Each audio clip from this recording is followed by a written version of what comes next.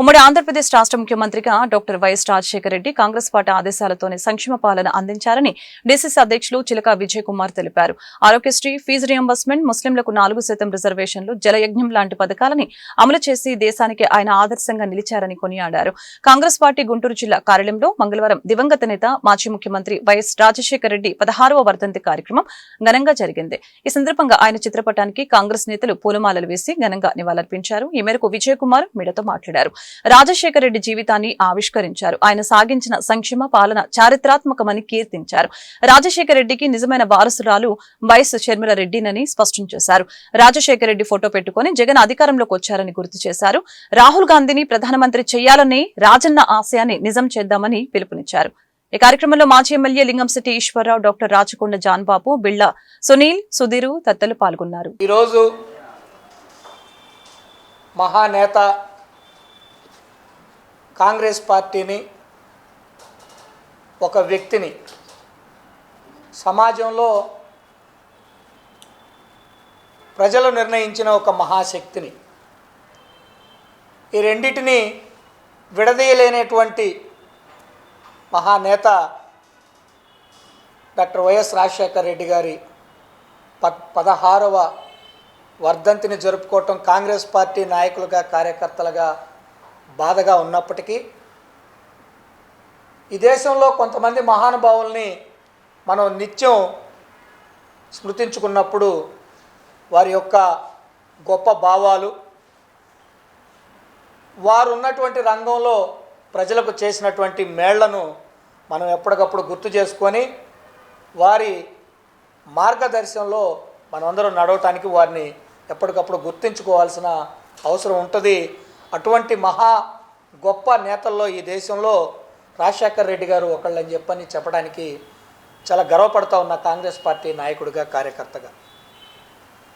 మరి ముఖ్యంగా చూసుకుంటా ఉంటే ఆ మహానేత ఆశయాలకు విరుద్ధంగా, ఆ మహానేత లక్ష్యాలకు విరుద్ధంగా పనిచేస్తున్నటువంటి వారి కుటుంబ పౌరుడు ఒకరు. ఆ మహానేత ఆశయాలను ఖచ్చితంగా నెరవేర్చాలని, ఏదైతే రాజశేఖర రెడ్డి గారు కలలు కన్నటువంటి రాజ్యాన్ని స్థాపించి రాహుల్ గాంధీ గారిని ప్రధానిని చేయాలని చెప్పని అదే కుటుంబం నుంచి వచ్చిన వారసురాలు ఒకవైపు న్యాయం, ధర్మం ఒకవైపు, అన్యాయం, అక్రమం ఒకవైపు యుద్ధం చేసుకుంటా ఉన్న సమయంలో మరి మేమందరం ఆ మహానేత ఆశయాలకు అండగా రాహుల్ గాంధీ గారిని ప్రధాని చేయాలని చెప్పని కోరుకునేటువంటి వారి కుటుంబంలో ఒక సభ్యురాలికి అండగా నిలబడిన కార్యకర్తలుగా మేమంతా చాలా గర్వపడతా ఉన్నాం. బిల్లా సునీలు, మిత్రులారా, స్నేహితులారా, రాజశేఖర రెడ్డి గారి వర్ధంతిని జరుపుకోవడం దురదృష్టకరమైన, ఆయన చేసిన సేవలు మరులేనివి. ఆరోగ్యశ్రీ కార్డును ఆరోగ్యశ్రీ పెట్టి ప్రతి పేదవాడికి కూడా వైద్యాన్ని లక్షల రూపాయలను ఉచితంగా చేసే పరిస్థితి ఈ స్టేట్లో కల్పించాడు. అది ప్రపంచవ్యాప్తంగా ప్రాసెస్లోకి వచ్చింది ఆరోగ్యశ్రీ మనకు. అదేవిధంగా ముఖ్యంగా మైనారిటీస్కి 4% రిజర్వేషన్ కానీ అనేక రకాల సంక్షేమ కార్యక్రమాలు పెట్టి మరి పేద ప్రజలు కానీ మనం కానీ మర్చిపోలేని స్థితిలో వాళ్ళ రాజశేఖర్ గారు ఉన్నారు. అదేవిధంగా వారి అమ్మాయి షర్మిల రెడ్డి గారి నేతృత్వంలో ఇవాళ మనం అనేక రకాల కార్యక్రమాలు జరుపుకున్నాం. కాంగ్రెస్ పార్టీని పునరుజ్జీవం చేసుకోవాల్సిన అవసరం ఎంతైనా ఉంది. ఇవాళ కాంగ్రెస్ పార్టీ అవసరం ఆంధ్రప్రదేశ్ ప్రజానీకం జగన్మోహన్ రెడ్డి పరిపాలించిన తర్వాత ఇప్పుడు పరిపాలన చంద్రబాబు నాయుడు చేస్తున్న పరిపాలన కానీ, దానికి పవన్ కళ్యాణ్ సహకరించడానికి కానీ ప్రజల్లో ఒక అసంతృప్తి బయలుదేరింది.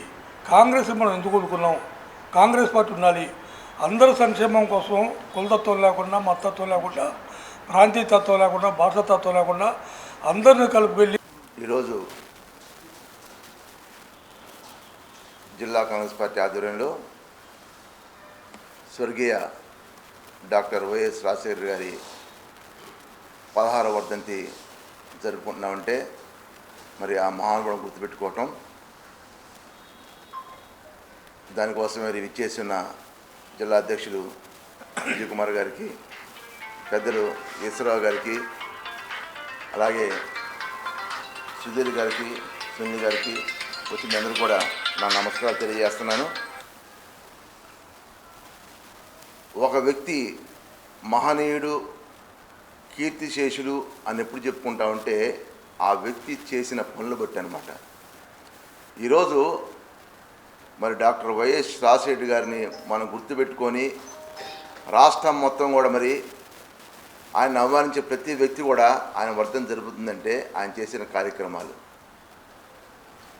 ఉమ్మడి ఆంధ్రప్రదేశ్లో మరి ఆయన సీఎంగా ఎక్కిన తర్వాత ఇటువంటి ముఖ్యమంత్రి ఇంతకుముందు లేకపోవటం అనేది బాధాకరమైనది చాలామంది చెప్పుకున్నారు. ఎందుకంటే ఆయన వచ్చిన సంస్కరణలు వైద్యం కానీ, విద్య కానీ, వ్యవసాయం కానీ,